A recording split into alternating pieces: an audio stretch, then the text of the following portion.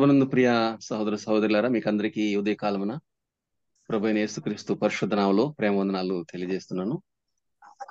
ఈ సంవత్సరపు మొట్టమొదటి నెల మొదటి దినం ఈ ప్రారంభ గడియల్లో దేవుడు తన మహాకృపను బట్టి మనలందరినీ మార్నింగ్ కాన్ఫరెన్స్ లో ఇలాగున నడిపించి దేవుని వాక్యాన్ని అందించడానికి కృప చూపినందుని బట్టి దేవునికి కృతజ్ఞతాస్తుతులు చెల్లిస్తున్నాం.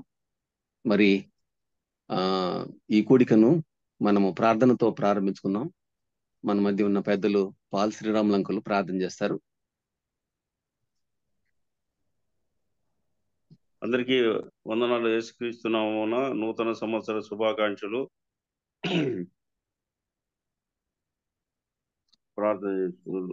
4380 రోజు అనుదిన ఉదయకాలపు వాక్య ధ్యానం కొరకు ప్రార్థనతో మనం ప్రారంభించుకుందాము. నూతన సంవత్సరంలో నూతన తలంపులతో, నూతన ఉద్దేశంతో, నూతన ప్రభువును కనపరుచున్నట్లు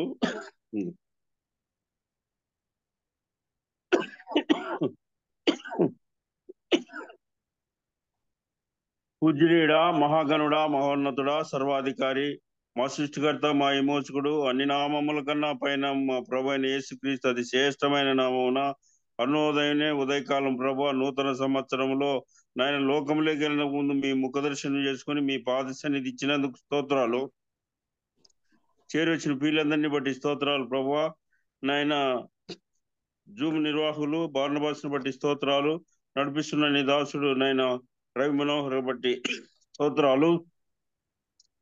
అదేవిధంగా పాడు వారి కొరకును ప్రార్థించిన అందరికి ప్రార్థించిన సర్వా ఈ దినం లేక అనేక మంది గత సంవత్సరం నాయన లోకాన్ని ఇడిచినారు ప్రభా. ఏ యోగ్యత లేని మమ్మల్ని సజీవులుగా ఉంచి నాయన ఈ నూతన సంవత్సరంలో మిమ్మల్ని నూతన తలంపులతో, నూతన ఉద్దేశంతో మిమ్మల్ని ఆరాధించేవారుగా, మిమ్మల్ని కనపరచువారుగా, మీరు చేసిన మేలు తలపోసుకున్నవారుగా మాకు ఇచ్చిన భాగ్యం కనుక స్తోత్రాలు చెల్లిస్తున్నాం. నాయన తండ్రి, లోకమంతా నిద్రిస్తుండగా నాయన ఉదయకాలం ప్రభు 1వ తారీఖు నాయన జనవరి నెల 2025 వరకు కాపాడినారు. స్తోత్రాలు చెల్లిస్తున్నాం. ఇప్పుడు మీ పక్షంగా నిలబడే దాసులను పాటల ద్వారా, వాక్యం ద్వారా మీరే మహిమ పొందమని మా రక్షకుడు, మా విమోచకుడు, సజీవుడైన యేసయ్య అతి శ్రేష్టమైన నామమున ప్రార్థించి వేడుకొంటున్నాం తండ్రి. ఆమేన్. అంకుల్ గారు ప్రేమ వందనాలు. మంచిది ప్రియులారా, 4384వ రోజు మనం చేరి వచ్చాం. ఈ కాన్ఫరెన్స్ లో పాట పాడటానికి ఎవరున్నారు కదా?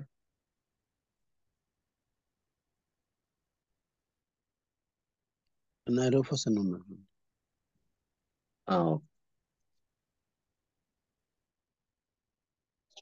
ఉన్నారా బ్రదర్ రూఫస్? బ్రదర్ ఉన్నారు. హైదరాబాద్ నుంచి బ్రదర్ రూఫస్ గారు మనకు పాట పాడి వినిపిస్తారు. ఒక పల్లవి, 2 చరణాలు. బ్రదర్ వందనాలు. బ్రదర్ ప్రభునామంలో ఈ ఉదయకాల సమయంలో నూతన సంవత్సర దినంలో చేరి వచ్చినటువంటి పరిశుద్ధులందరికీ, దైవ సేవకులకి, విశ్వాసులకి నా యొక్క హృదయపూర్వకమైనటువంటి వందనాలు తెలియజేస్తా ఉన్నాను. ఈ యొక్క పాట దేవుడు గతించినటువంటి సంవత్సరం అంతట్లో దేవుడిచ్చినటువంటి వాగ్దానం, సంవత్సరాది నా యొక్క కన్నులు సంవత్సరాది మొదలుకొని సంవత్సరాంతం వరకు ఎలా ఉండి మనల్ని కాపాడుతూ వచ్చాయో, ఆ యొక్క నా జీవితంలో జరిగినటువంటి ఆ ఇన్సిడెంట్స్ అన్నిటినీ కలిపి దేవుడిచ్చిన వాగ్దానాలని ఏ విధంగా నెరవేరుస్తూ వచ్చాడో అది పాట రూపంలో మీతో ప్రజెంట్ చేయాలని నేను ఆశపడుతున్నాను. ఇంతకుముందు కూడా ఒకసారి పాడినట్టుగా నాకు గుర్తుంది.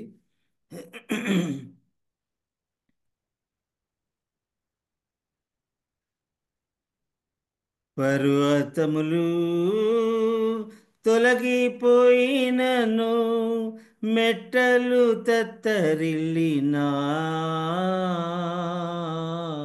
యేసయ్య కృప నన్ను విడువలేదు, యేసయ్య ప్రేమ ఎడబాయలేదు.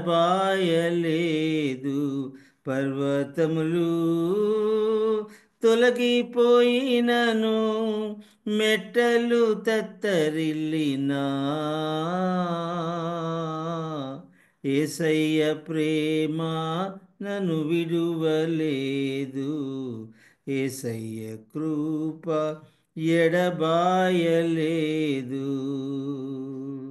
సంవత్సరమును నీ దయా కిరీటము నాకిచ్చినావు, నీ హస్తముతో నన్ను ఆదరించావు. సంవత్సరమును నీ దయా కిరీటము నాకిచ్చినావు, నీ హస్తముతో నన్ను ఆదరించావు. నిన్ను విడువనని ఎడబాయనని, నిన్ను విడువనని ఎడబాయనని అని వాగ్దానము చేసినావు, అని వాగ్దానము చేసినావు. పర్వతములు తొలగిపోయినను, మెట్టలు తత్తరిల్లినా యేసయ్య కృప నన్ను విడువలేదు, యేసయ్య ప్రేమ ఎడబాయలేదు. ఆపత్కాలమందు నీ పర్ణశాలలలో నన్ను దాచినావు, నీ రెక్కలతో నన్ను కప్పియున్నావు. భయపడకుము జడియకుము, భయపడకుము జడియకుము అని వాగ్దానము చేసినావు, అని వాగ్దానము చేసినావు. పర్వతములు తొలగిపోయినను, మెట్టలు తత్తరిల్లినా యేసయ్య కృప నన్ను విడువలేదు, యేసయ్య ప్రేమ ఎడబాయలేదు. వ్యాధుల సమయమందు యెహోవా రాఫా, యెహోవా రాఫాగా నున్నావు, నా కన్నీరంతా తుడచినావు. వ్యాధుల సమయమందు యెహోవా రాఫాగా నున్నావు, నా కన్నీరంతా తుడచినావు. దిగులు పడకుము జడియకుము, దిగులు పడకుము జడియకుము అని వాగ్దానము చేసినావు, అని వాగ్దానము చేసినావు. పర్వతములు తొలగిపోయినను, మెట్టలు తత్తరిల్లినా యేసయ్య కృప నన్ను విడువలేదు, యేసయ్య ప్రేమ ఎడబాయలేదు. పర్వతములు తొలగిపోయినను, మెట్టలు తత్తరిల్లినా యేసయ్య కృప నన్ను విడువలేదు, యేసయ్య ప్రేమ ఎడబాయలేదు.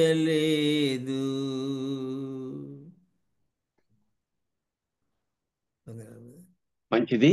చక్కని పాట పాడి వినిపించిన బ్రదర్ రూఫస్ గారికి ప్రేమన్నాలు. మరి ప్రభు కృప ప్రభు ప్రేమ మనల్ని ఎడబాయదు అనే చక్కని పాట పాడి వినిపించారు. అందరు దేవుని స్తుతిస్తూ ఉన్నాం. ప్రియులారా, ఇప్పుడు మనము వాక్యం కొరకు ప్రార్థన చేద్దాం. వాక్యం అందించడానికి మహారాష్ట్ర పూణే నుండి బ్రదర్ పి జాన్సన్ గారు ఉన్నారు. మరి అలాగనే ట్రాన్స్లేట్ చేయడానికి బ్రదర్ పాల్ ఆమ్స్ట్రాంగ్ గారు నెల్లూరు నుండి వచ్చారా బ్రదర్? జాయిన్ అయినట్టున్నారమ్మా. Yes, brother. Yes, brother. Thank you. Okay. వాక్యం అందించడానికి మహారాష్ట్ర పూణే నుండి బ్రదర్ పి జాన్సన్ గారు ఇంగ్లీష్ లో మనకు వాక్యం అందిస్తారు. తర్జుమా చేయడానికి బ్రదర్ పాల్ ఆమ్స్ట్రాంగ్ గారు నెల్లూరు నుండి మనకు తర్జుమా చేయడానికి సిద్ధంగా ఉన్నారు. ముందుగా వాక్యం కొరకు బ్రదర్ వైస్ షైల్తియల్ బాబు గారు మంగంపేట నుంచి ప్రార్థన చేసి వాక్యం కొరకు ప్రార్థన చేస్తారు. ప్రార్థన చేసుకుందాం. మహోన్నతుడును మహాగణుడును నిత్య నివాసి అయిన మా ప్రియ పరలోకపు తండ్రి, నీ అమూల్యమైన ఘనమైన శ్రేష్టమైన అత్యున్నతమైన నామాన్ని బట్టి మీకు వేలాది వందనాలు స్తోత్రాలు చెల్లించుకుంటున్నాం ప్రభా. ఈ ఉదయకాల సమయంలో, ఈ నూతన సంవత్సరంలో మొదటి దినంలో, ఈ యొక్క ప్రారంభ గడియల్లో ప్రభాయన నీ పాద సన్నిధిలో మేమందరం ప్రభాయన విధంగా చేరి మీ నామ సంకీర్తన చేయడానికి, మీ నామాన్ని కీర్తించడానికి, మీ నామాన్ని ఘనపరచడానికి, అలాగే మీ వాక్య ధ్యానం చేయడానికి నైనా మీరు ఇచ్చిన కృపకై వందనాలు స్తోత్రాలు చెల్లించుకుంటూ ఉన్నాం. మీ పక్షాన నిలిచి మాట్లాడుతున్న మీ దాస్తుని మీ ఆత్మతో నింపి మాకు అవసరమైన మాటలను ప్రభానైనా ఈ యొక్క సంవత్సర ఆరంభంలోనే ప్రభాన మీ దాస్తులు మీరు సిద్ధపరిచి మీరు ఏర్పాటు చేసినటువంటి ఈ యొక్క కార్యక్రమం ద్వారా ప్రభాయన మీ దాస్తుని మీ పక్షాన్ని నిలబెట్టుకొని మీ నోటి బూరగా వాడుకొని మీ నామానికి మహిమ ఘనత ప్రభావాలు ఆరోపించుకుంటుండగా మీ దాసుని ప్రభాయన మాకు అవసరమైన మాటలు సిద్ధపరిచిన మాటలు అందించులాగున మీ దాసుని మీ శిలుచాటును మరుగుపరుచుకొని మీ నోటి బూరగా వాడుకొని మీ మాటలు మాకు అందించమని, అలాగే అర్థవంతంగా మీ దాసుడు ప్రభాయన మీ పక్షాన్ని ఉంటుండగా మీ నోటి బూరగా మీ దాసుడికి మీరు తోడుగా ఉండి ప్రభాయన అవసరమైన మాటలు ప్రభాయన సమయోచితమైనటువంటి సహాయాన్ని అందించి ప్రభాయన చక్కగా మేమందరం విని అర్థం చేసుకొని వాటిని మా హృదయాల్లో భద్రపరుచుకొని వాటి చొప్పున మేము జీవించి మీ సాక్షులుగా ఈ లోకంలో కొనసాగునట్లుగా ఇరువురు దాసుల్ని మీ పక్షాన వాడుకొని మీ నామానికి మహిమ ఘనత ప్రభావాలు ఆరోపించుకోమని మా ప్రభువుని యేసుక్రీస్తు అతి పరిశుద్ధమైన నామమున ప్రార్థించి మిక్కిలి వినంగా వేడుకుంటున్నాము తండ్రి. ఆమేన్. మనకి ఇప్పుడు వాక్యం అందించడానికి బ్రదర్ జాన్సన్ గారు వాక్యం అందిస్తారు. ప్రేమపూర్వకమైన ఆహ్వానం. బ్రదర్ వందనాలు బ్రదర్. వందనాలు బ్రదర్. వాళ్ళ ఆమ్స్ట్రాంగ్ బ్రదర్ కూడా ప్రేమ వందనాలు. వందనాలు brother. Thank you. Thank you, brother. Greetings to you all in the blessed name of our Lord and Savior Jesus Christ. ప్రభు అయిన యేసుక్రీస్తు పరిశుద్ధ నామములో మీ అందరికీ ప్రేమ వందనాలు, శుభములు. It is wonderful privilege to be here on this platform once again. మరొకసారి ఇట్లా ఈ ప్లాట్ఫామ్ మీదకి చేరి మీ అందరితో కలిసి సహవాసం చేయడానికి ఇదొక భాగ్యం నేను ఎంచుకుంటున్నాను. This was not my day. ఇది నా రోజు కాదు. I was supposed to be speaking on Tuesday. నిజానికి నేను మంగళవారం మాట్లాడవలసింది.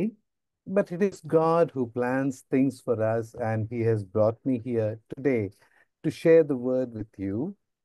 అయితే దేవుని ప్రణాళికను బట్టి ఆయనే నన్ను మీతో ఇలా సహవాసం చేయడానికి, వాక్యం అందించడానికి నన్ను నడిపించాడు. And I thank God that He has given us this wonderful opportunity to learn from His word on the first day of this new year.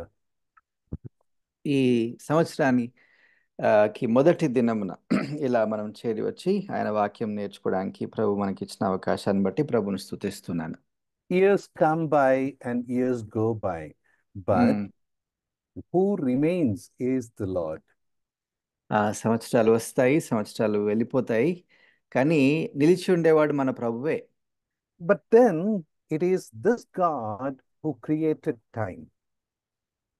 దేవుడే కాలాన్ని సృష్టించాడు కదా. In Genesis chapter 1 verse 1 we read that in the beginning God created heavens and the earth. ఆదికాండం 1వ అధ్యాయం 1వ వచనంలో ఆదియందు దేవుడు భూమి ఆకాశములను సృజించెను. In the beginning, that is the beginning of history of mankind upon this earth. ఆది యందు అని అన్నాడంటే మానవుని చరిత్ర అక్కడ ప్రారంభమైంది. And it is not, the limelight is not upon man, but it is upon God. అక్కడ కేంద్రం లేకపోతే ప్రాముఖ్యమైన వ్యక్తి ఎవరు? మనిషి కాదు, ఆది యందు దేవుడు. Yes, and it is He who has been working with mankind all this time. ఆయనే, దేవుడే కదా మానవుని పట్ల క్రియలు జరిగిస్తున్నాడు, కార్యం చేస్తున్నవాడు ఆయనే దేవుడు. After 6 days, when He took the 7th day a rest, that is, He stopped His work of creation. 6 దినాలు ఆయన సృష్టి కార్యం జరిగించాడు, 7వ దినమున ఆయన విశ్రాంతి తీసుకున్నాడు. అంటే ఆయన సృష్టించే ప్రక్రియ ఆ రోజు ఆపాడు. But then we see Lord Jesus Himself saying that as man had sinned, God has been working from that time onwards, and Christ Himself is also working. అయితే మన ప్రభువు చెప్పినట్లుగానే యోహాను సువార్తలో కదా, మానవుడు పడిపోయినప్పటి నుండి దేవుడు పని చేస్తున్నాడు అని చెప్పాడు కదా. తండ్రి పని చేస్తున్నాడు, కుమారుడు పని చేస్తున్నట్టుగా చెప్పాడు. And their works are being visible in the lives of everyone who had trusted Christ for their salvation. ఎవరైనా ప్రభువైన యేసుక్రీస్తును సొంత రక్షకుగా అంగీకరిస్తే కదా, ఆయన క్రియలు వారి జీవితాల్లో చూడవచ్చు స్పష్టంగా. For they are now a new creation. రక్షణ పొందిన వ్యక్తి ఒక నూతన సృష్టి. There is a new heart in him. ఆయనలో, రక్షణ పొందిన వ్యక్తిలో ఒక క్రొత్త హృదయం ఉన్నది. His conscience has been purged. ఆయన మనస్సాక్షి శుద్ధి చేయబడింది. He has a new character, a new behavior in him.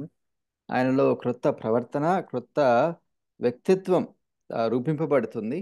He is now partaking in the holiness of God. ఇప్పుడు దేవుని పరిశుద్ధతలో ఆయన పాలివాడవుతాడు.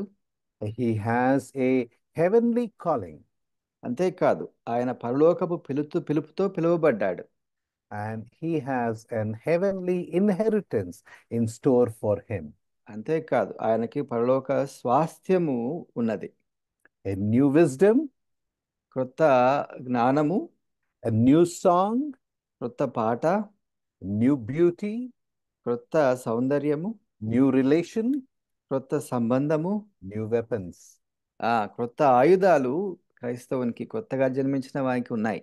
2 Corinthians chapter 5:17, he is now a new creation. కొరింథీయులకు రాసిన 2వ పత్రిక 5వ అధ్యాయం 17 ప్రకారము ఆయన నూతన సృష్టి. Dear ones, if you observe carefully from the beginning, in Genesis chapter 1 verse 14, మనం జాగ్రత్తగా గమనిస్తే ప్రియులారా, ఆదికాండం 1వ అధ్యాయం 14వ వచనంలో he has created sun, moon and stars. అక్కడ ఆయన జ్యోతులను అంటే సూర్య చంద్ర నక్షత్రాదులను సృష్టించాడు. The reason of creating these lights in the firmament, ఆయన ఆకాశంలో ఈ జ్యోతులను సృష్టించడానికి కారణం ఏంటంటే to divide the day from the night, ఆయన రాత్రిని పగలను వేరు చేయడానికి, so that these changes that happen every day may stand as a sign for days and years.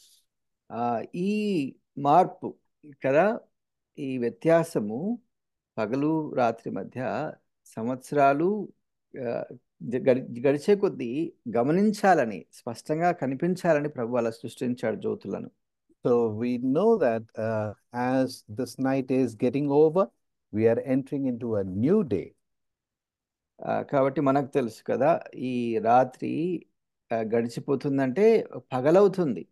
And as the night has passed away, the past year has passed away, and there is a new year ahead of us.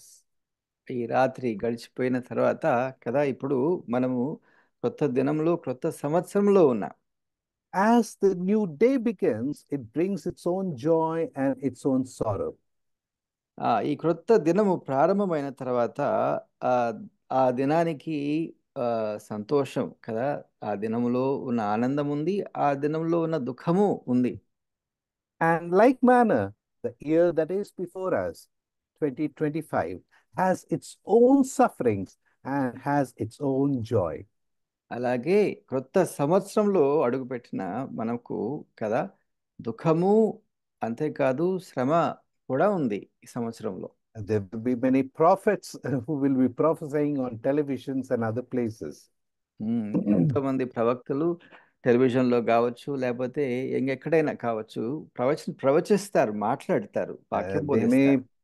They may talk about prosperity about Christians. వ్యత్యాసాలు క్రైస్తవ్యంలో లేకపోతే క్రైస్తవుల మధ్య ఉన్నాయన్న మాటలు చెప్పవచ్చు. They will talk about prosperity, that is richness that will come to the Christians. క్రైస్తవులకు కలగబోయే ధనం కావచ్చు, లేకపోతే వాళ్ళు ఎలా అభివృద్ధి చెందుతారో అన్న విషయాలు మాట్లాడవచ్చు బోధకులు. But they will not talk about the sufferings. కదా, మామూలుగా టెలివిజన్లో జరిగే బోధ ఇదే. చాలా మంది ఇవాంజలిస్ట్ చేసేది ఏంటంటే కష్టాలు, శ్రమల గురించి మాట్లాడారు, కానీ వృద్ధి గురించి మాట్లాడే వాళ్ళు చాలా మంది ఉన్నారు ఈరోజు. Because if they talk about sufferings, they will not get their tithes. ఇప్పుడు శ్రమలు, కష్టాలు ఉన్నాయి క్రైస్తవ జీవితంలో అని బోధిస్తే ఏమవుతుంది, వాళ్ళకు దశమ భాగాలు రావు, కాబట్టి వారు వాటి గురించి మాట్లాడరు. But then, dear brethren, we see that God has given us this year so that we may make a commitment towards Him. కాబట్టి ప్రియులారా, ప్రభువు మనకు ఇంకొక సంవత్సరము అనుగ్రహించాడు అంటే మనము ఆయనకు మనల్ని మనం సమర్పించుకోవాలని. The year that has passed, we might have made some commitments towards Him. ఇంతకు ముందు కదా మనము కొన్ని విషయాల్లో ప్రభువుకు అప్పగించుకున్నాం గతంలో.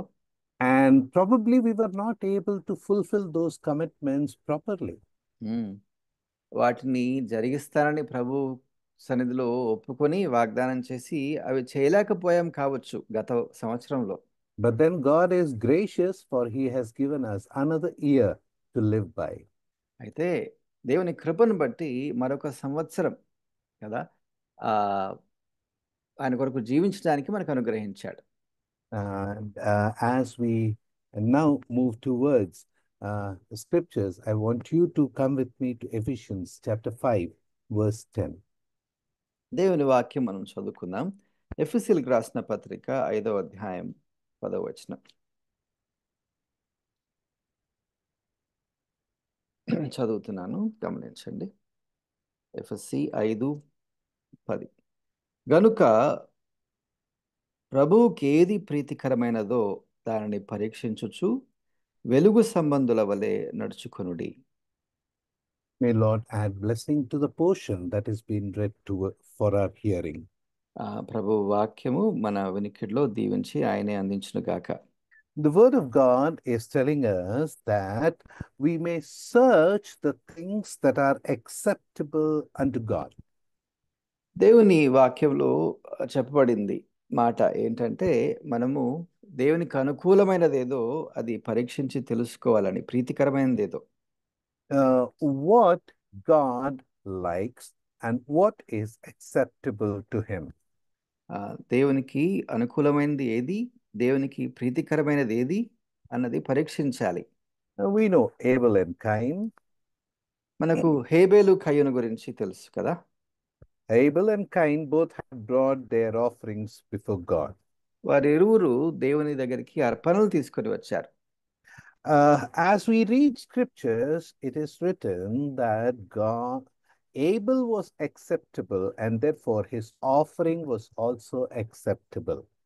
దేవుని వాక్యం మనం చదివితే హేబేలును ప్రభువు అంగీకరించాడు, అందుకే తన బలిని ఆయన అంగీకరించినట్టుగా మనం చూస్తున్నాం. Cain was not acceptable and therefore his offering was also not acceptable. కయ్యూను అంగీకరింపబడలేదు, కాబట్టి తన బలి సహా ఆయన అంగీకరించలేదు. If Cain was acceptable, I'm sure his offering would also be acceptable. కయ్యూను అంగీకరింపబడి ఉంటే తన అర్పణ కూడా అంగీకరింపబడి ఉండేదే. But Cain was not acceptable because whatever he brought there, he did not bring by faith. కయ్యూను అంగీకరింపబడలేదు. కారణం ఏంటి అంటే ఆయన ఏది తీసుకొని వచ్చినా అర్పణ అది విశ్వాసము ద్వారా తీసుకొని రాలేదు. What we bring before God, it is the reflection of our faith. దేవునికి ఏదైనా మనం సమర్పిస్తున్నామంటే, ఆయన తీసుకొని వస్తున్నామంటే అది మన విశ్వాస ప్రమాణాన్ని చూపిస్తుంది. When faith is acceptable, we are acceptable, and what we bring is acceptable. మన విశ్వాసము అంగీకార యోగ్యమైందైతే అది మనల్ని అంగీకార యోగ్యంగా చేస్తుంది కదా, మన అర్పణ సహా దేవునికి అంగీకార యోగ్యం అవుతుంది. If our faith is not acceptable, then we are not acceptable, and then our things that we bring before God are not acceptable. అట్లే మన విశ్వాసం కదా దేవునికి అంగీకారం కాకపోతే మనము అలాగే మన అర్పణ కూడా దేవునికి అంగీకారం కాదు. When I say that, there are believers who are unbelievers.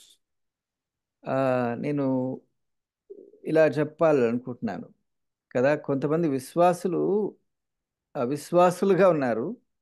And when I say this, people laugh at me. విశ్వాసులు అవిశ్వాసులుగా ఉండడం ఏంటి అని కొంతమంది నవ్వుతారు చెప్తే. But this is truth, and I do not say this. It is word of God which declares it. ఇది నిజము, నేను చెప్పట్లేదు, దేవుని వాక్యమే స్పష్టంగా ఈ మాట చెప్తుంది. There are believers who do not believe. విశ్వాసులు విశ్వాసం ఉంచట్లేదు. And therefore, as they come before God, He does not receive or accept them. కాబట్టి కదా వారు దేవుని సన్నిధికి విశ్వాసం లేకుండా వస్తున్నారు కాబట్టి కదా వారు అంగీకరింపబడట్లేదు. If we come to 1 Thessalonians chapter 2 verse 13. తెస్సలోనికీయులకు రాసిన మొదటి పత్రిక 2వ అధ్యాయం 13వ వచనంలో, ఆ హేతువు చేతను మీరు దేవుని గూర్చిన వర్తమాన వాక్యము మా వలన అంగీకరించినప్పుడు మనుషుల వాక్యమని ఎంచక అది నిజముగా ఉన్నట్టు దేవుని వాక్యమని దానిని అంగీకరించితిరి గనుక మేమును మానక దేవునికి కృతజ్ఞతాస్తుతులు చెల్లించుచున్నాము. ఆ వాక్యమే విశ్వాసులైన మీలో కార్యసిద్ధి కలిగొచ్చేయుచున్నది. Look at the last portion where in English we read, the word of God which effectually worketh also in you that believe. ఇక్కడ గమనించండి, మాట్లాడుతున్నాడు పౌలు, ఆ వాక్యమే విశ్వాసులైన మీలో కార్యసిద్ధి కలుగజేయుచున్నది అని అంటున్నాడు. Now to whom he is writing? ఎవరికి రాస్తున్నాడు పౌలు? He is writing to believers. అసలు విశ్వాసులకే రాస్తున్నాడు కదా. So as he is writing, I think he should write like this: the word of God which effectually worketh also in you. విశ్వాసులకే రాస్తున్నాడు కాబట్టి ఇలా రాసి ఉండొచ్చు, ఏమని? ఆ వాక్యమే మీలో కార్యసిద్ధి కలుగచేయుచున్నది అని. That's it. He doesn't have to mention that you that believe. విశ్వాసులైన మీలో అని ప్రత్యేకంగా మళ్ళీ చెప్పనవసరం లేదు కదా. Which means that among believers there are two categories. దాని అర్థం ఏంటి? విశ్వాసుల్లో రెండు తెగలు ఉన్నాయి. One, the one who believe in the word of God. Another who do not believe in the word of God. రెండు గుంపులు కదా. ఒక గుంపు దేవుని వాక్యము మీద విశ్వాసం ఉంచని గుంపు, ఇంకొకటి దేవుని వాక్యాన్ని విశ్వసించే గుంపు. One will argue that the word of God is a standard for all times, every time. ఒక గుంపు ఏమంటారు? దేవుని వాక్యమే ఏ కాలానికైనా ప్రమాణము అని. But the other group will say, the word of God is not true for all times. It is a subjective. It depends upon time. ఇంకొక గుంపు ఏమంటారు? అన్ని కాలాలకు సరిపోయింది కాదు దేవుని వాక్యము. మన అభిప్రాయాలు కూడా జోడించి చెప్పచ్చు అన్నట్టుగా మాట్లాడతారు. Now, very recently, I have met some of people who call themselves brethren. నేను ఇటీవలే బ్రదరన్ లేకపోతే విశ్వాసులు అనబడ్డ వారిని నేను కొంతమందిని కలిశాను. They do not believe that Word of God clearly says that sisters should cover their head in assemblies. ఒక విషయంలో వారికి ఒక ఆలోచన, వాళ్ళకి అభిప్రాయం ఉన్నది ఏంటంటే స్త్రీలు ముసుగు వేసుకోవడం ఉన్నదే అసలు దేవుని వాక్యం స్పష్టంగా దాని గురించి చెప్పట్లేదు అన్న భావన వారికి ఉంది. One of the person, he was discussing it in this manner. ఒక వ్యక్తి ఆ గుంపులో ఇలా మాట్లాడుతున్నాడు ఈ విషయాన్ని గురించి. It is cultural. ఇది ముసుగు వేసుకోవడం అన్నది సంస్కృతికి సంబంధించిన ఆలోచన అని చెప్తాడు. It is depending upon the culture at the place where the assembly is. ఏ స్థలంలో ఈ సంఘం ఉన్నదో ఆ స్థలాన్ని బట్టి, ఆ సంస్కృతిని బట్టి మనం లేకపోతే స్త్రీలు ప్రవర్తించవచ్చు, ముసుగు వేసుకోవచ్చు, వేసుకోకపోవచ్చు అన్న భావన. And now see that you have assemblies. If you go to Punjab, ఉదాహరణకి మీరు పంజాబ్కి వెళ్తే there are men who are wearing turbans. అక్కడ పురుషులు ఏం చేస్తారు, బాగా టర్బన్ కట్టుకుంటారు, వేసుకుంటారు. So in that case, if somebody has received Lord as his personal savior, because of his culture, he should be allowed to continue with the turban in the assembly. ఒకవేళ పురుషుడు కదా ప్రభువుని స్వంత రక్షకుడుగా అంగీకరిస్తే బాగా ఉంది కదా, పైన ఆయన సంస్కృతిలో భాగం కదా, అది అట్లే సంఘంలో ఉంచుకొని ఉండాలి అన్న భావన వ్యక్తపరుస్తారు. In some of the states in northern India like UP and Rajasthan, ఇంకొన్ని ప్రాంతాల్లో యూపీ కానీ రాజస్థాన్ కానీ వెళ్తే women are forced to have their covering of the head. అక్కడ వారి సంస్కృతిని బట్టి కదా స్త్రీలు ఖచ్చితంగా ముసుగు వేసుకోవాలి. But in some other state, it may not be a culture to cover the head. అయితే ఇంకొన్ని ప్రాంతాల్లో లేకపోతే రాష్ట్రాల్లో స్త్రీలు ముసుగు కప్పుకొని అవసరం లేదు. So their assembly should not force the sisters to cover their head. కాబట్టి వారి వాదన ఏంటంటే అట్లా కప్పుకొని అవసరం లేదు కదా కొన్ని రాష్ట్రాల్లో స్త్రీలు, కాబట్టి సంఘంలో కూడా అలా కప్పుకొని అవసరం లేదు ముసుగు అని అంటారు. This is not my view. ఇది నా అభిప్రాయం కాదు, గమనించండి. This is one of the preacher's view. చెప్పానే ఇద్దరు గుంపులో ఒక బోధకుని ఒక అభిప్రాయం ఇది. They do not believe that the word of God clearly tells that sisters should cover their head in assemblies. వారు స్త్రీలు ముసుగు వేసుకోవాలి సంఘంలో అన్న వాక్యాన్ని వారు నమ్మరు సంపూర్ణంగా. The problem is they do not see the doctrinal teaching behind it. సమస్య ఏంటంటే దాని వెనకల ఆ మాట వెనకలు ఉన్న సిద్ధాంతపరమైన సత్యాన్ని వారు అర్థం చేసుకోలేదు. They do not see the truth behind it. అవును, దాని వెనకలు ఉన్న సత్యం వారికి అర్థం కాలేదు. And therefore they are unbelievers. కాబట్టి అటువంటి వారు విశ్వాసులే కానీ అవిశ్వాసులు. There were many teachers like these in the days of Paul and Peter also. ఇటువంటి వారు ఈ రోజే కాదు, పౌలు పేతురు కాలంలో కూడా ఉన్నారు. And therefore in 2 Peter chapter 2 verse 1, కాబట్టి పేతురు కూడా 2వ పత్రిక 2వ అధ్యాయము 1వ వచనంలో ఇలా చెప్తున్నాడు. he is giving warning about such false teachers. వారి గురించి ఏమంటున్నాడు, అబద్ధ ప్రవక్తలు అని చెప్పి హెచ్చరిక చెప్తున్నాడు పేతురు. Their life is not acceptable to God. వారి జీవితము దేవునికి అంగీకారము కాదు. Their manners are not acceptable to God. వారి ప్రవర్తన దేవునికి అంగీకారం కాదు. Their teachings are not acceptable to God. వారి బోధ దేవునికి అంగీకారం కాదు. they are not acceptable to God. వారే దేవునికి అంగీకారులము కాదు. The responsibility of every believer is to prove what is acceptable unto the Lord. కాబట్టి ప్రతి విశ్వాసి యొక్క బాధ్యత ఏంటంటే ప్రభువుకు అనుకూలమైనది ఏటో దాన్ని పరీక్షించాలి. I should know what is acceptable to God. విశ్వాసిగా నాకు తెలియాలి దేవునికి ప్రీతికరమైంది అనుకూలమైంది ఏదో. In Ephesians, we divide Ephesians into two portions. ఎఫెసీయులకు రాసిన పత్రికలో మాట చదువుకున్నాం కదా, ఈ పత్రిక రెండుగా విభజించవచ్చు. From chapter 1 to chapter 3, it is wealth in Christ. మొదటి 3 అధ్యాయాలు క్రీస్తులో ధనము. That is doctrinal.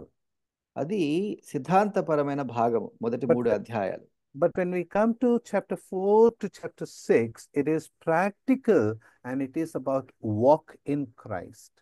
4 నుండి 6 అధ్యాయాలు ఇంకొక భాగము, అది ఆచరణీయమైన భాగము. అంటే క్రీస్తుతో ఎలా నడవాలి అన్న విషయాన్ని ఎత్తి చూపించే భాగం.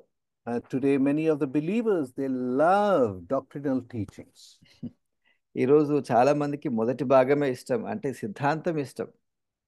But they do not like practical teachings. రెండవ భాగం ఉందే ఆచరణ, అది చాలా మందికి ఇష్టం లేదు. Because you'll have to commit yourself towards the truth. ఎందుకు ఇష్టం లేదంటే సత్యానికి సమర్పించుకోవాలి కదా, అంటే సత్యం అనుసరించాలి అన్న ఆలోచన వారికి ఇష్టం లేదు కాబట్టి. Though there are many things in scriptures which is about the things acceptable to God. Could you repeat that, brother? Sorry. Yeah, there are many things in scriptures which are mentioned which are acceptable to God. దేవుని వాక్యంలో ఎన్నో విషయాలు దేవునికి ప్రీతికరమైనవి, అనుకూలమైనవని బోధించాడు. దేవుని వాక్యంలో ఎన్నో విషయాలు. There are a couple of things or few things this morning I want to bring to your attention, the things which are acceptable to God. ప్రభువుకు అనుకూలమైనవి ఏంటో అన్నీ చెప్పం, కానీ కొన్ని విషయాలు దేవుని చిత్తమైతే ఈ ఉదయ కాలం మీతో పంచుకుంటాను. Let us turn to 1 Peter chapter 2 verse 5. పేతురు మొదటి పత్రిక 2వ అధ్యాయం 5వ వచనం మనం చదువుకుందాం. 1 Peter chapter 2 verse 5. 2వ అధ్యాయము మొదటి పత్రిక, పేతురు రాసిన మొదటి పత్రిక 5వ వచనం. Ye also as lively stones are built up a spiritual house and holy priesthood, to offer up spiritual sacrifices acceptable to God by Jesus Christ. అంటున్నాడు ఇక్కడ, యేసుక్రీస్తు ద్వారా దేవునికి అనుకూలమగు ఆత్మ సంబంధమైన బలులు అర్పించుటకు పరిశుద్ధ యాజకులుగా ఉండునట్లు మీరును సజీవమైన రాళ్ల వలె ఆత్మ సంబంధమైన మందిరముగా కట్టబడుచున్నారు. Christ, the living stone, క్రీస్తు సజీవమైన రాయి, and we who believe in him, we are also lively stones, living stones. ఆయన యందు విశ్వాసం ఉంచిన మనము కూడా మీరును సజీవమైన రాళ్ళు అని అంటున్నాడు. A living God, a living stone, and lively stones. జీవించు దేవుడు కదా,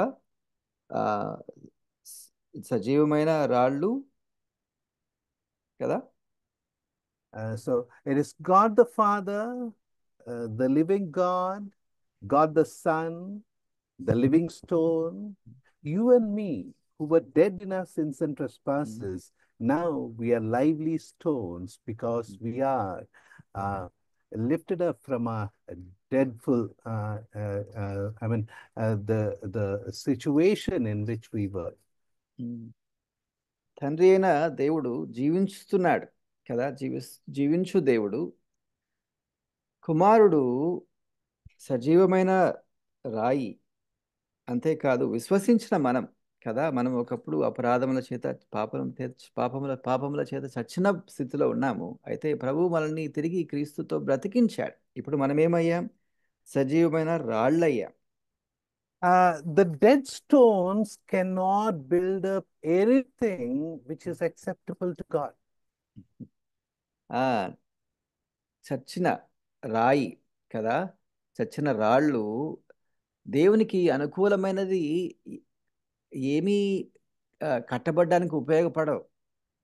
It is lively stones. In this verse, we read that we built up a spiritual house which is acceptable to God. అయితే సజీవమైన రాళ్ళు కదా, దేవునికి అనుకూలము లగు పని జరిగిస్తాయి. We, the lively stones, we are the high priests. సజీవమైన రాళ్ళు మనమే కదా, మనము ఎవరము? We are యాజకులం. holy, yeah, we are priests. యాజకులం, అవును. And being priests, we bring before God the things which should be acceptable. యాజకులుగా మనము దేవునికి ఏమి తీసుకొని వస్తున్నాం? అనుకూలములైన ఆత్మ సంబంధమైన బలులు తీసుకొని వస్తున్నాం. I hope you remember in Leviticus chapter 10. లేవియకాండం 10వ అధ్యాయంలో మీకు గుర్తే ఉందని నేను అనుకుంటున్నాను ఆ మాటలు. Moses was speaking to Aaron. మోషే అహరోనుతో మాట్లాడుతున్నాడు. And he said, have I not told you that this is what God had said, that should not be done before him? నేను మీకు ఆజ్ఞాపించలేదా, ఇది దేవుని సన్నిధిలో చేయకూడదు అన్న ఆలోచన వచ్చే వచనాలు. What was the thing which had happened there which should not have been done? అక్కడ జరగకూడని పని ఏం జరిగింది అక్కడ 10వ అధ్యాయంలో? We know that Nadab and Abihu, the sons of Aaron, had brought a strange fire upon the altar. అక్కడ ఏం జరిగింది 10వ అధ్యాయంలో? నాదాబు అహీబు వారి అంటే అహరోను కుమారులు దేవునికి అన్యార్పణ తీసుకుని వచ్చారు. The strange fire was not of the fire that was given by God. అది దేవుడు ఆజ్ఞాపించినది కాదు ఆ అర్పణ. And because it was not from God, God would not accept it. అది దేవుని దగ్గర నుంచి వచ్చినది కాదు కాబట్టి ఆ అర్పణను దేవుడు అంగీకరించలేదు. I want to repeat this sentence. Because it did not come from God, it was not acceptable to God. అది దేవుని దగ్గర నుండి వచ్చినది కాదు కాబట్టి అది దేవునికి అంగీకారము కాదు. మీరు ఈ మాటలు గమనించండి. And there's one more thing in this chapter that we learn, that immediately there is a commandment which has been given to Aaron and his sons. ఇక్కడ ఈ 10వ అధ్యాయంలో ఈ సంభవం జరిగిన వెంటనే అహరోనుకు తన కుమారులకు ఒక ఆజ్ఞ ఇవ్వబడింది. గమనించండి. Verse 9.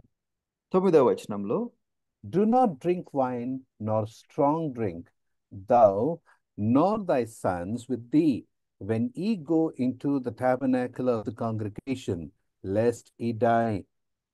It shall be a statute forever throughout your generations.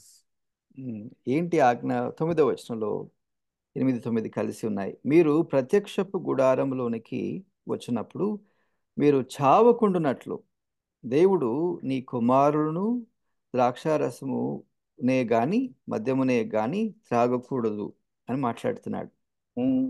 I believe that Nadab and Abihu were intoxicated at the time when they went near the altar. నేను అనుకుంటున్నాను నాదాబు అబిహు కదా బలిపీఠము దగ్గర ఉన్నప్పుడు వారు మత్తుగా లేకపోతే ద్రాక్షారసం త్రాగి ఉండొచ్చు నేను అనుకుంటున్నాను. And that is why they were not able to make a judgment about the fire that is to be brought before God. ప్రభువుకు ఎటువంటి అర్పణ తీసుకుని రావాలో వారికి ఆ విచక్షణ కోల్పోయి ప్రవర్తించారు ద్రాక్షారసపు మత్తులో అని నేను అనుకుంటున్నాను. We remember that when the first offering was placed before God, the fire had come from heaven. మనకు తెలుసు కదా, మొదటి అర్పణ దేవుని వాక్యంలో మనం గమనిస్తే అర్పించబడినప్పుడు పరలోకంలో నుండి అగ్ని దిగి వచ్చింది, అంటే దహించింది. And it was the responsibility of the Levites to preserve this fire for further usage. ఆ అగ్ని కదా మళ్ళీ ఉపయోగపడునట్లుగా కదా, అట్లే వారు ఉపయోగిస్తారు ఈ లేవీలు దాని తర్వాత కూడా. Yeah, let us read Leviticus chapter 6, verse 12. లేవియ కాండం 6వ అధ్యాయం 12వ వచనం ఒకసారి చదువుకుందాం, గమనిద్దాం. అక్కడ అంటున్నాడు, బలిపీఠము మీద అగ్ని మండుచుండవలను, అది ఆరిపోకూడదు. ప్రతి ఉదయమున యాజకుడు దాని మీద కట్టెలు వేసి దాని మీద దహన బలి ద్రవ్యమును ఉంచి సమాధాన బలియగు పశువు క్రొవ్వును దహింపవలను. బలిపీఠము మీద అగ్ని నిత్యము మండుచుండవలను, అది ఆరిపోకూడదు అని చెప్తున్నాడు. That is what has happened here. అదే ఇక్కడ జరిగింది. They were intoxicated. నాదాబు అబీహుల గురించి మనం మాట్లాడుతున్నాం. వారు ద్రాక్షారసం తాగారు.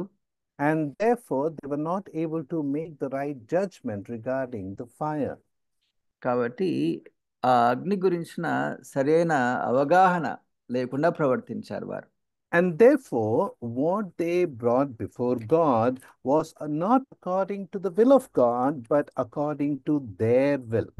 కాబట్టి దేవునికి అర్పణగా తీసుకుని వచ్చినది అది దేవుని చిత్తానుసారమైంది కాదు, వారి సొంత చిత్త ప్రకారమే తీసుకొని వచ్చారు. This is called will worship. అది మన సొంత చిత్త ప్రకారం చేసే ఆరాధన. You will read this word in Colossians chapter 2, verse 23. కొలస్సీలకు రాసిన పత్రిక 2వ అధ్యాయము 23వ వచనంలో ఈ మాట ఉన్నది. ఇంగ్లీష్లో చక్కని మాట, విల్ వర్షిప్ అని చెప్పాడు బ్రదర్, గమనిద్దాం. Colossians chapter 2, verse 23. 2వ అధ్యాయం కొలస్సీలకు రాసిన పత్రిక 23వ వచనంలో ఇక్కడ చెప్తున్నాడు ఆఖరి మాట అది, అట్టివి స్వేచ్ఛారాధన విషయములోను అని చెప్పాడు. గమనించారా? స్వేచ్ఛారాధన అన్న మాట. Let us read that verse. Yes. అటివి స్వేచ్ఛారాధన విషయములోను, వినయ విషయములోను, దేహశిక్ష విషయంలోను, జ్ఞానరూపకమైనవన్నీ ఎంచబడుచున్నవే గాని శరీరేచ్ఛాని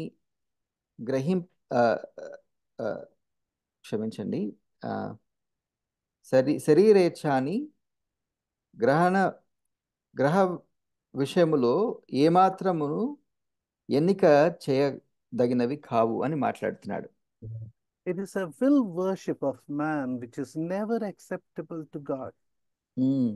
ఎటువంటి ఆరాధన స్వేచ్ఛారాధన అంటే తన సొంత చిత్తానుసారంగా చేసే ఆరాధన దేవునికి అంగీకారం కాదు. The worship that is according to the will of God is acceptable to God. దేవుని చిత్తానుసారంగా చేసే ఆరాధన అది దేవునికి అంగీకారమైనది. And such offerings or such things that we bring before God, such worship is called spiritual sacrifice. అటువంటి ఆరాధన, దేవుని చిత్తానుసారమైన ఆరాధన ఆత్మ సంబంధమైన అర్పణ అవుతుంది, ఆరాధన అవుతుంది. And every Lord's Day when we go before God, ప్రతి ఆదివారము ప్రభు సన్నిధిలో మనం గడిపినప్పుడు He desires that we bring such spiritual sacrifices before Him. అటువంటి కదా ఆయన చిత్తానుసారమైన ఆత్మ సంబంధమైన బలులు తీసుకొని రావాలని కోరుకుంటాడు. Dear ones, let us now go to Romans chapter 12, verse 1. ప్రియులారా, ఇంకొక వచన భాగం మనం చదువుకుందాం. రోమీయులకు రాసిన పత్రిక 12వ అధ్యాయం 1వ వచనం మనం చదువుకుందాం. దేవునికి అనుకూలమైనవి ఏంటి అన్న ఆలోచిస్తున్నాం. కాబట్టి సహోదరులారా, పరిశుద్ధమును దేవునికి అనుకూలమునైన సజీవ యాగముగా మీ శరీరములను ఆయనకు సమర్పించుకొనుడని దేవుని వాత్సల్యమును బట్టి మిమ్మల్ని బతిమాలుకొనుచున్నాను. ఇట్టి సేవ మీకు యుక్తమైనది. It is your reasonable service. అక్కడ అంటున్నాడు పౌలు, ఇట్టి సేవ మీకు యుక్తమైనది అంటున్నాడు. Reasonable means this is how you should be doing it. యుక్తమైనది అంటే ఇలా మీరు చేయాలి అన్న ఆలోచన ఉంది. what he is saying is, he's saying, present your bodies a living sacrifice. పౌలు ఇక్కడ ఏం చెప్తున్నాడు? సజీవ యాగముగా మీ శరీరములను ఆయనకు సమర్పించుకొనుడి. Two words coming together which are conflicting in the idea. ఇక్కడ మీరు గమనిస్తే రెండు వేర్వేరు అర్థాలు ఉన్న మాటలు ఇక్కడే ఉన్నాయి ఒకటే మాటలో. Living and sacrifice. మీరు గమనించారు కదా, సజీవ యాగం అంటున్నాడు. How is that possible? యాగము సజీవమైందిగా ఎలా ఉంటుంది కదా? Sacrifices, they are separation, it is about death. యాగము అంటే అది మరణించాలి మామూలుగా కదా. But here he says living sacrifice. అయితే పౌలు ఇక్కడ మాట్లాడుతున్నాడు సజీవ యాగం అంటున్నాడు. But immediately he says holy and acceptable unto God. అయితే వెంటనే అక్కడ అంటున్నాడు పరిశుద్ధమును దేవునికి అనుకూలమునైన సజీవ యాగం అంటున్నాడు. Here the idea of writing this particular sentence is a sacrificial Christian life is what God is seeking. ఇక్కడ ప్రాముఖ్యమైన ఆలోచన ఏంటంటే సమర్పణతో కూడిన క్రైస్తవ జీవితం జీవించాలి అన్న ఆలోచన. In these days where the life has become very complicated and very mechanical, ఈ రోజుల్లో కదా అంటే ఒక యంత్రాల్లాగా మనం పనిచేస్తున్న ఈ రోజుల్లో కదా, it is very difficult for us to take out time for ourselves. సమయము తీసుకొని వెచ్చించి సమయాన్ని పనిచేయడం అన్నది కష్టతరమైన పరిస్థితుల్లాగా ఉన్నాయి ఈ రోజులు. So it has been very difficult for believers to take out time to read from the word of God. ఉదాహరణకి దేవుని వాక్యం చదవడానికి సమయం వెచ్చించడము చాలా మంది కష్టమవుతుంది విశ్వాసులకే. As we study the word of God, we understand that God wants us to remove the clothes of old self and wear the clothes of new self. దేవుని వాక్యం మనం చదువుతుంటే మనకు అర్థమవుతున్న విషయం ఏంటంటే అంటే నవీన స్వభావం మనం ధరించుకోవాలి అని చెప్పాడు కదా. అయితే పాత స్వభావము కదా, దాన్ని ఏం చేయాలి, పక్కన పెట్టాలని మనం చదువుతున్నా. Yeah, there Peter says you are lively stones. ఈ రెండు భాగాలు గమనించండి. అక్కడ పేతురు పత్రికల 2వ అధ్యాయంలో ఏమన్నాడు? సజీవమైన రాళ్ళు అని అన్నాడు. To construct a spiritual house, ఆత్మీయ మందిరముగా కట్టబడడానికి ఉపయోగించే రాళ్ళు. offering spiritual sacrifices which is acceptable to God. దేవునికి అనుకూలమైన ఆత్మ సంబంధమైన బలులర్పించుటకు కదా ఉన్న సజీవమైన రాళ్ళు. But here he says you are living sacrifices. అయితే ఇక్కడ పౌలు అంటున్నాడు కదా, అనుకూలమైన ఏమని అంటున్నాడు? సజీవ యాగము అని అంటున్నాడు. Our life is to be a testimony of a living God, where we have brought what is acceptable to him, living in a holy life. మన జీవితమే కదా పరిశుద్ధంగా ఉండాలి, దేవునికి అంగీకార యోగ్యమైనదిగా ఉండాలి, మనమే యాగం అవ్వాలి.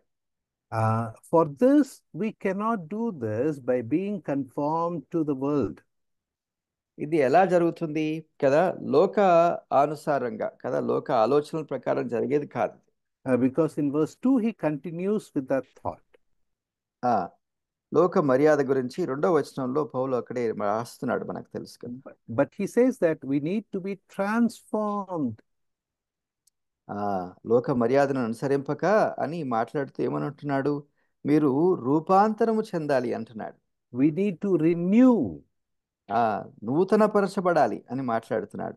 Transformation and renewal must be a part of our life.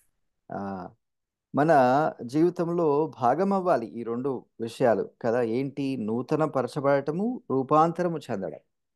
Then only we will be able to know the will of God. అలా జరుగుతేనే కదా, నూతన పరచబడి రూపాంతరం చెందితేనే దేవుని చిత్తం ఏంటో మనం గ్రహించగలం. And how is the will of God? దేవుని చిత్తం ఎటువంటిది? Good, acceptable, and perfect. అక్కడే అన్నాడు, ఆ ఉత్తమమును అనుకూలమును సంపూర్ణము అను అయి ఉన్నది దేవుని చిత్తం. May Lord help us this morning as we are meditating from His Word, that in the coming year we may commit ourselves to live a life which is acceptable to Him. ఈ కొత్త సంవత్సరం ప్రారంభించాం కదా, ఈ సంవత్సరం అంతా కూడా దేవునికి ప్రీతికరమైన ఇష్టమైన ఇటువంటి జీవితం కదా, సమర్పణ జీవితం, సజీవ యాగముగా మనల్ని మనం అర్పించుకొని జీవించాలని మనకు సహాయం చేయను గాక. Romans chapter 14 verse 18. రోమిలకు రాసిన పత్రిక 14వ అధ్యాయం 18వ వచనం ఒకసారి చదువుకుందాం. ఈ విషయమందు క్రీస్తునకు దాసుడైన వాడు దేవునికి ఇష్టడును మనుషుల దృష్టికి యోగ్యుడునై ఉన్నాడు అని మాట్లాడుతున్నాడు. Here what he's saying is, for he that in these things serveth Christ is acceptable to God. క్రీస్తునకు దాసుడైన వాడు దేవునికి ఇష్టడు అన్న మాటలు చెప్తున్నాడు ఇక్కడ, గమనించండి. Now observe this, as you continue reading you will see that the one who serves Christ will never be a stumbling block to fellow believers. ఇంకా చదువుకుంటూ పోతే ఇదే భాగంలో మీరు గమనిస్తారు, క్రీస్తుకు దాసుడైన వాడు కదా సహోదరులకు అభ్యంతర కారణం కాడు. The food is an example that has been put here before us. దాన్ని చెప్పడానికి ఒక చిన్న ఉదాహరణ ఇక్కడే 14వ అధ్యాయంలో ఆహారం గురించి మాట్లాడుతున్నాడు. But if my eating habit becomes a stumbling block for another believer, it is better I sacrifice my eating habits. నా ఆహార పద్ధతులు నా సహోదరునికి అభ్యంతరంగా ఉంటే నేను ఏం చేయాలి? సమర్పణ జీవితం జీవిస్తూ కదా దాన్ని వదిలిపెట్టాలి, అంటే అటువంటి ఆహార అలవాట్లు ఆపాలి. There is a sacrifice unto God, and now there is a sacrifice for my brethren.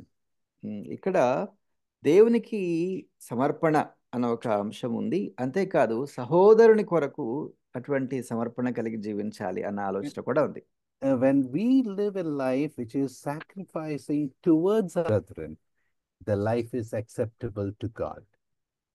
మనము సహోదరుల పట్ల కదా అటువంటి త్యాగ భావంతో మనం జీవించినప్పుడు మన జీవితము దేవునికి అంగీకారంగా ఉంటుంది, అనుకూలంగా ఉంటుంది. Now here the compromise is regarding my food habit. It is not about the doctrine. ఇక్కడ దేని విషయం రాజీ పడాలి అని ఉదాహరణ చెప్తున్నాడు, ఆహార విషయం అంతే, సిద్ధాంత విషయం కానే కాదు. We do not compromise with the doctrinal issues, but it is in regard with a place where I do not become a stumbling block for my brother. ఇది సిద్ధాంతపరమైన విషయంలో రాజీ పడడం అన్న విషయం కానే కాదు. గమనించండి, ఫలానా స్థలంలో ఆహార పద్ధతులు ఉదాహరణకి అభ్యంతర కారణంగా ఉంటే వాటిని మానుకోవాలి, రాజీ పడాలి అని చెప్తున్నాడు, అంతే. My time is up. సమయం అయిపోయింది. There are many more things regarding this. ఎన్నో విషయాలు దీని గురించి మనము సంభాషించవచ్చు. But as time it's okay brother, it will take much time. So may Lord help us to remember these thoughts, that we live as living sacrifices unto God and live a sacrificial life even unto our brethren.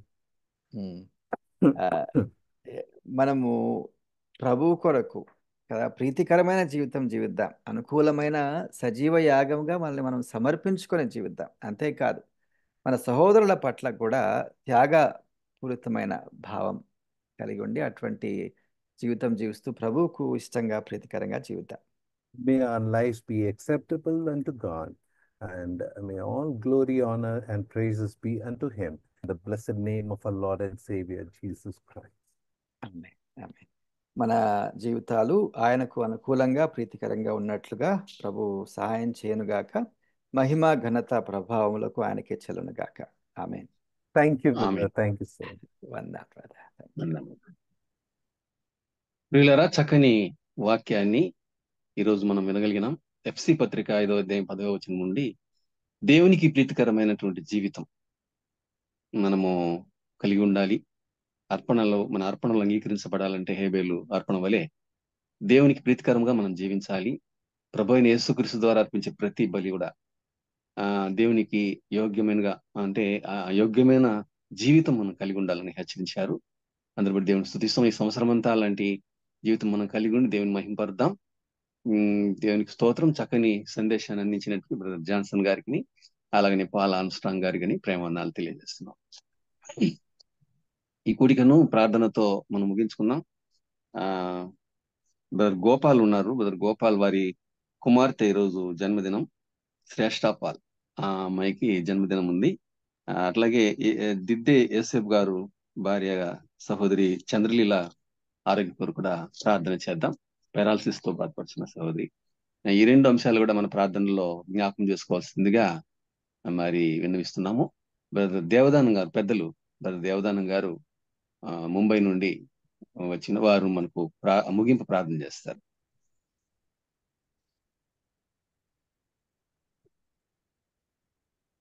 Thanks అన్న. చేరి వచ్చిన దైవజనులకును, పెద్దలకును, ప్రతినిధులకును, పరిచారకులను, సహోదర సహోదరికి అందరికీ నా హృదయపూర్వక వందనాలు తెలియజేస్తున్నాను. వాక్యం అందించిన జాన్సన్ గారికి, విశ్లేషణ చేసిన పాల్ ఆర్మ్స్ట్రాంగ్ గారికి వందనాలు. ప్రార్థన చేస్తున్నాను. ప్రేమామయుడమైన మా తండ్రి, పరిశుద్ధుడైన మా దేవ, మహోన్నతుడా, ప్రేమామయుడ, మీకు వందనాలు, స్తుతులు, స్తోత్రాలు చెల్లిస్తున్నాం.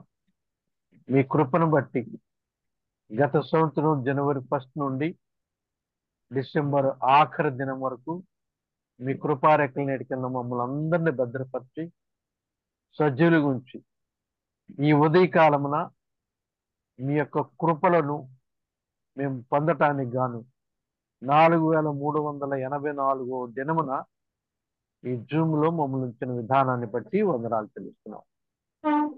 సంవత్సరం మొదటి దినములో, మొదటి గడియల్లో ప్రభా తండ్రి, మీరు మమ్మల్ని సజ్జులు ఉంచినందున మీకు స్తోత్రాలు. ఇదంతా జరగటానికి మీ దాసుని ముందుగానే నిర్ణయించి సహోదరులు బర్నబాస్ గారిని, దైవజనులైన బర్నబాస్ గారిని మీరు సిద్ధపరిచి ఈ కార్యాలు, ఈ జూమ్ ఏర్పాటు చేసిన విధానాన్ని బట్టి కూడా వందనాలు. ఇందులో అనేక మంది దైవజనులు, విశ్వాసులు బలపరచబడగలుగుతున్నందున మీకు స్తోత్రాలు తెలుస్తున్నాం. ఈ దినమున చక్కని వర్తమానం అందించిన జాన్సన్ గారిని దీవించి, వారి కుటుంబాన్ని దీవించి, వారిని ఇంకనూ బోగా వాడుకొని భయపడమని ప్రార్థిస్తున్నాం. అలాగే ట్రాన్స్లేట్ చేసిన పాలన్ గారిని బట్టి వందనాలు. వారిని, వారి కుటుంబాన్ని దీవించమని ప్రార్థిస్తున్నాం. చక్కగా నడిపించిన రవి మనోహరన్ గారిని, వారిని, వారి కుటుంబాలను దీవించమని ప్రార్థిస్తున్నాం. చేసినాయన మీకు వందనాలు. ఈ దినమున మరి జెనసిస్ నుండి మరి ఆయా రీతిలుగా మా ముందుకు తెచ్చిన సత్యాలను బట్టి వందనాలు చెల్లిస్తున్నాను ఆయన. మేము పరిపూర్ణముగా మీ చిత్తానుసారంగా ప్రభా తండ్రి ఎలాగ సమర్పించుకొని అంగీకరించబడే రీతిలో, మీకు అనుకూలమైన రీతిలో ఎలా జీవించాలో అనేక ఎగ్జాంపుల్తో మా ముందుకు తీసుకొచ్చిన సందేశాన్ని బట్టి వందనాలు. ఏబేల్ కయీన్ బట్టి ఏబేల్ అర్పణలు మీరు అంగీకరించినట్టు, కయీన్ అర్పణలు అంగీకరించినట్టు మీరు తెలియచేశారు. అందరూ బట్టి మీకు స్తోత్రాలను ఆయన.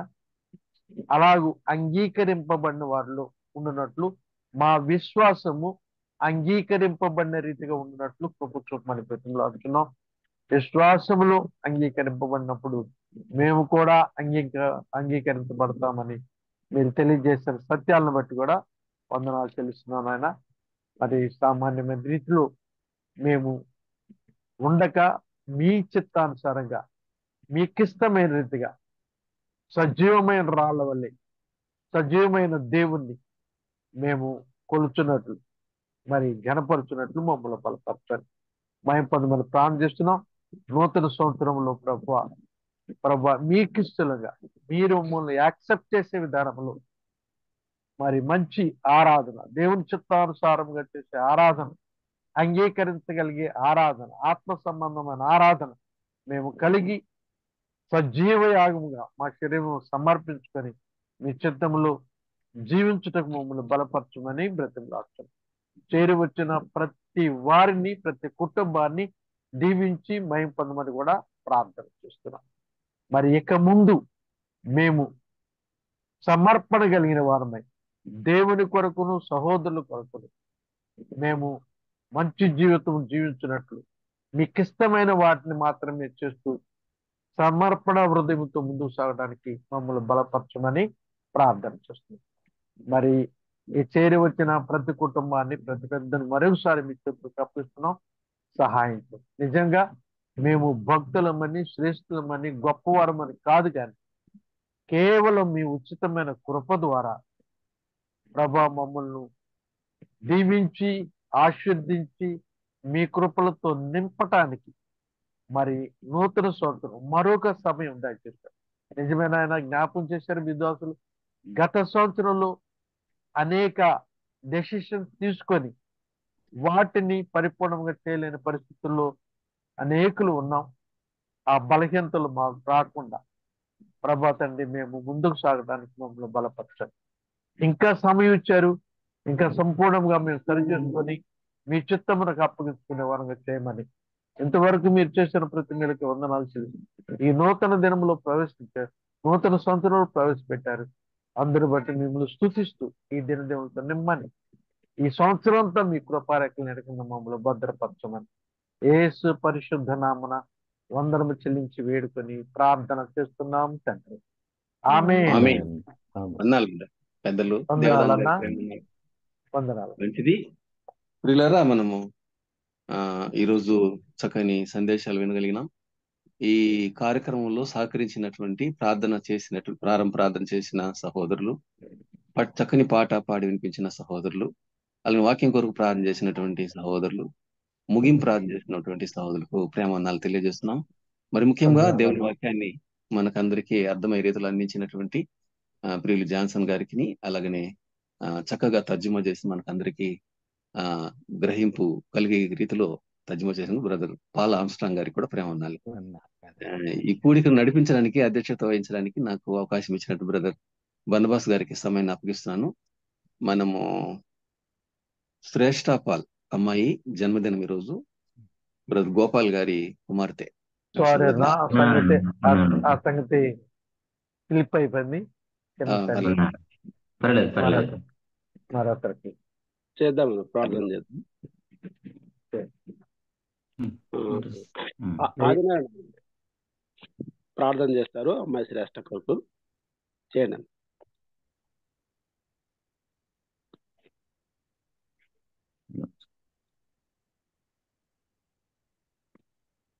ఆదినారాయణ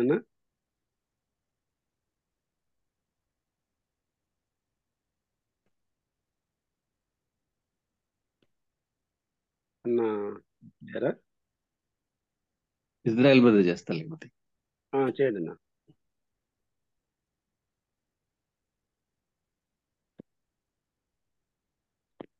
ఇజ్రాయెల్ అన్న ప్రార్థన చేసుకుందాం. పరిశుద్ధుడు అయిన మా ప్రియ పరలోకపు తండ్రి, మహిమ గల దేవ, కనికర పూర్ణుడా, దయాళుడా, మా నాయన మా తండ్రి 2024 సంవత్సరం ముగించుకొని 2025 సంవత్సరం మొదటి దినము మొదటి నెలలో మమ్మల్ని ప్రవేశింపజేసి మరి నాయన మా తండ్రి మమ్మల్ని ప్రేమించి కనికరించి మా జీవితాలలో మీరు అనేక అద్భుతాలు, ఆశ్చర్యమైన కార్యాలు జరిగించి గడిచిన సంవత్సరంలో ఎన్ని శ్రమలు వచ్చినా, బాధలు వచ్చినా, ఇబ్బందులు వచ్చినా, ఇరుకులు వచ్చినా వాటన్నిటి నుండి ఆదుకొని ఆశ్రయం ఇచ్చి మాకు కోటగాను కొండగాను తోడుగా ఉండి మమ్మల్ని బలపరుస్తూ స్థిరపరిచిన విధానాన్ని బట్టి మీకు స్తుతులు, స్తోత్రాలు, వందనాలు చెల్లిస్తున్నాం. మరి మా నాయన మా తండ్రి, అంతేకాకుండా ఈ కార్యక్రమాన్ని 4384వ దినం వరకు కూడా చేర్చి జూమ్లో అనేక మంది మా నాయన నూతనమైనటువంటి వ్యక్తుల ద్వారాను దేశ విదేశాల ద్వారా కూడా చేర్చి మీ మాటలు, మీ అమూల్యమైన మాటలను, వాక్కులను మాకు అందిస్తూ మా జీవితాలలో దిద్దుబాటును, పురుగొలుపును అందిస్తూ మాకు ఉద్యమం కలుగజేస్తూ మమ్మల్ని తెప్పరిల్లు చేస్తున్న విధానాన్ని బట్టి సృష్టికర్తవు, మానవుణ్ణి చేసినటువంటి వాడవు. కేవలం మీ ప్రభావం, శక్తి ఎంతో గొప్పది. ఆరోగ్య విషయంలోనే కాకుండా ఏ ఆపదలున్న వాటన్నిటిని, ఎంతమందికి ఎలా ఉన్నారో ఆ కుమార్తె విషయమే కాకుండా నాయన ప్రతి కుటుంబంలో, ప్రతి విషయంలో ఎవరికైతే అనారోగ్య పరిస్థితులలో ఉన్నారో, బాధలలో ఉన్నారో ముట్టండి, స్వస్థతను, నెమ్మదిని, ఆరోగ్యం అనుగ్రహించమని మీ పాస్తనిధిలో శ్రేష్ఠ Paul birthday doctor of Paul. రెండవది మరి నాయన శ్రేష్ఠ పాల్ యొక్క బర్త్డే విషయంలో కూడా నీ పాదసన్నిధిలో జ్ఞాపకం చేసుకుంటున్నాం. మరి వారి జన్మదిన ఉత్సాహాన్ని మరి సంతోషంతో, ఆనందంతో చేసుకోవడానికి కృపను అనుగ్రహించండి. మెట్టుకు మా దయాళుడైన మా గొప్ప తండ్రి, వాక్యమును అందించినటువంటి నీ దీనదాసుడు మా ప్రియుడు ఈరోజు నూతన సంవత్సరంలో నూతనమైనటువంటి మాటలతో మమ్మల్ని ఉజ్జీవింపజేసినందుకు కూడా మీకు ఆ కుటుంబాన్ని, ఆ దాసుని కూడా మీరు దీవించి ఆశీర్వదించి మీ పరిచర్యలు ఆడుకొని తర్జుమా చేసినటువంటి నీ దాసుని కూడా మీ కృపలో బలపరచమని, చేరి వచ్చిన ప్రతి ఒక్క బిడ్డను దీవించి ఆశీర్వదించి అక్కరతో తీర్చమని, మరి ఈ రీతిగా మేము ఎల్లప్పుడూ నీకు మహిమకరంగా జీవించడానికి నీ కృపని సహాయం దయచేయమని, మరి ముందున్న విషయాలలో కూడా మీరు తోడుగా ఉండి నడిపించమని, మా ప్రాణప్రియుడు, మా రక్షకుడు, మా విమోచకుడు, మీ ప్రియకుమారుడిని యేసుక్రీస్తు వారి యొక్క మహిమగల నామమున స్తుతులు, స్తోత్రాలు చెల్లించి ప్రార్థించి బతిమాలుకొని వేడుకొనుచున్నాము మా ప్రియ పరలోకపు తండ్రి. ఆమేన్. జాన్సన్ అన్న వందనాలు. వందనాలు బ్రదర్, అందరికీ బర్నబాస్ గారికి వందనాలు. అప్పగిస్తున్నాము సమయాన్ని.